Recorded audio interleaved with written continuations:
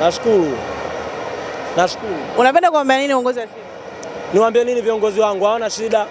Kuna viongozi wazuri, tuna viongozi imara. Siwezi kumwambia kiongozi yote hapa kusema eti nimwambie tu wewe kiongozi umefanya kitu fulani. Hicho kitu mimi siwezi kusema na siwezi kudauti. Huu mpira wetu wa Tanzania tunabidi tukubaliane ni mpira wa siasa, mpira ambao unaingiliwa na viongozi baadhi. Viongozi wengine ambao wabunge mpaka bunge wanakaa wanaongelea mpira bado ya kuongea hoja za mabunge yao, wanaongelea mipira. Wameshindwa kukaa kuangalia miundombinu ya katika mikoa yao pamoja na majimbo yao, wanaongelea mpira. Mimi kama mzee wa Ungo sina cha kuongea.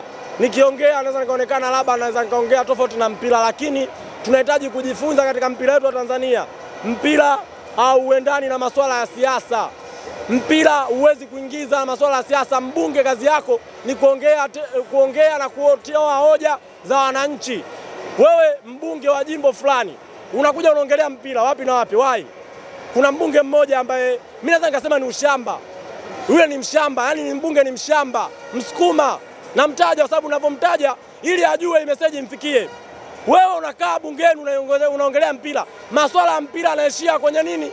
Kwenye mpira. Na ndio maana kuna viongozi wa TFF na kuna rais wa TFF. Wewe umekuja umepewa kazamana ya kuwapambania wananchi. Wananchi kuna mashabiki wa Simba na Yanga. Leo unaonesha utofauti. Katika bunge unaonesha ni shabiki wa timu fulani, na wakati kwenye kuchaguliwa katika chama chako hujachaguliwa na timu, umechaguliwa na wananchi. Mimi ninachohitaji kumwambia wawe na akili, wawe na heshima na wawe wauheshimu mpira wa Tanzania. Na ndio maana wanamuendesha rais wa TFF Karia. Rais wa TFF Karia anaonekana ni mbovu, lakini hapana, kwa sababu viongozi wetu wanashindwa kusimamia mipaka yao. Wewe ni mbunge, simamia kwenye mbunge. Huyu ni Karia kwenye mpira, muache asimamie kwenye nini? Kwenye mpira. Leo unamuongoza. Wewe ni nani katika mpira? Katika bunge kuna masuala ya mipira. Katika bunge kuna masuala ya michezo. Wewe unabidi uongelee michezo ndipo ukiona kuna kitu kinafanyaje? Kinaenda kombo, lakini unaonyesha kabisa zaidi wewe ni shabiki wa timu fulani. Hicho kitu hakiendani katika nchi. Na mimi ninachoomba viongozi wa Simba wasikae kinyonge kwa hili. Lazima waliongelee. Ninachoomba viongozi wangu, sisi wenyewe tuna viongozi wenye kujua mpira na wanashabikia Simba. Mmoja ni waziri mkuu, ni shabiki wa Simba kindaki. Ushawahi kumuona anaongelea masuala ya mipira? Kwa sababu ana utimamu na anaelewa. Lakini kuna watu wanaongoza mpira wetu na watafanya nchi isiwe na amani kwenye masuala ya mipira. Mimi leo nitagombana na mashabiki wa Yanga kila siku.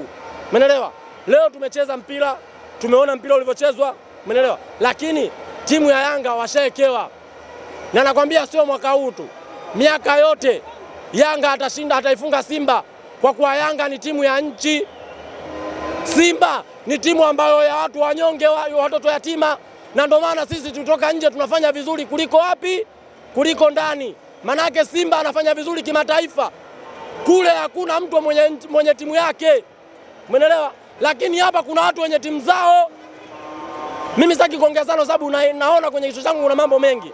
Ngoja nimwachie ndugu yangu.